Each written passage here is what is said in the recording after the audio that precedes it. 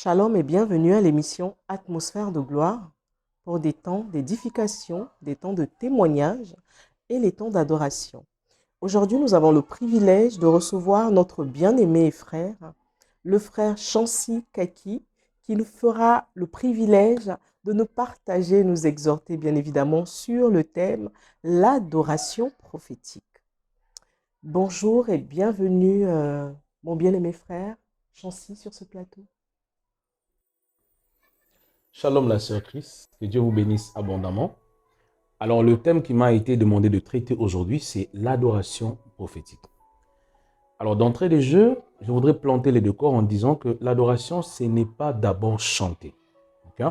Parce que la première fois que le mot adoration a été utilisé, c'était par le père de la foi, Abraham.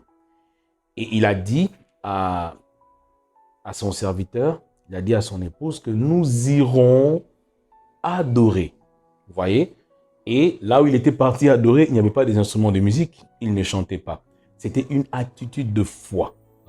L'adoration, c'est d'abord l'attitude de foi. Maintenant, lorsque nous disons adoration prophétique, c'est cette adoration qui est conduite, n'est-ce pas, par le Saint-Esprit.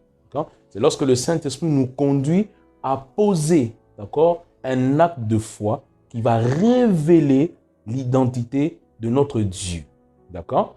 Maintenant, prenons par exemple le cas de Josué. Si nous prenons Josué chapitre 6, le verset 20, vous allez vous rendre compte que l'Esprit de Dieu a conduit son peuple à pousser un cri. C'était des cris d'adoration. Et au travers de cela, Dieu s'est manifesté et les murs se sont écroulés. Donc cette adoration a été poussée par le Saint-Esprit dans une situation de combat pour remporter la victoire.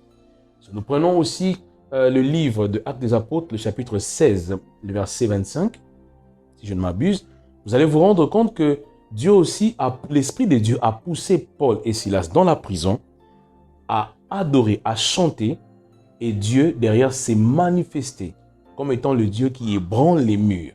D'accord? Et il a libéré des personnes qui étaient emprisonnées. Donc vous voyez, c'est ça en fait l'adoration prophétique. C'est celle qui est conduite par le Saint-Esprit pour décanter une situation quelconque. Ça, j'ai pris bien entendu l'exemple d'une situation de combat. Maintenant, revenons d'abord dans Genèse chapitre 22, le verset 5. Nous allons comprendre que l'attitude d'adoration, de foi qu'avait le Père de la foi, a fait en sorte que Dieu s'est manifesté au travers d'une adoration prophétique pour se révéler en tant que le Dieu pourvoyeur. Voilà pourquoi la première fois qu'il a été appelé Jéhovah, Jireh, c'était dans un instant d'adoration prophétique qui a été, bien entendu, manifesté par Abraham, notre patriarche.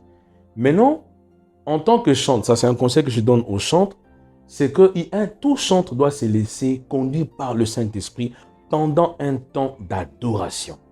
Aujourd'hui, vous allez voir que beaucoup des chantres passent leur temps à vider, n'est-ce pas, leur répertoire dans un moment de culte.